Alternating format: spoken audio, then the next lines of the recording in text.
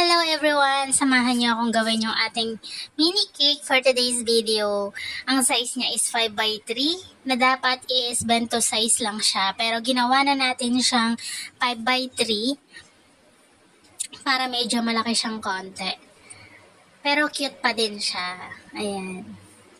Ang kasabay nito, yung 36 pieces na cupcake para sa mga bata sa school niya. Ayan, perfect na perfect to sa mga nagse-celebrate ng birthday sa school. Mini cake, tapos may mga cupcake. Tingnan nyo naman ang pagkakablo niya, 'di ba? Pero sa mga cupcake, hindi ko siya pinaka-color blue para hindi naman humawa sa mga sa mga lips o ngipin ng mga bata. So, mild lang ang kanyang color. Konti lang. May touch lang siya. Tingnan nyo naman ang kanyang color red. Diba ang perfect ng ating drift? So, ayan na ang ating finished look.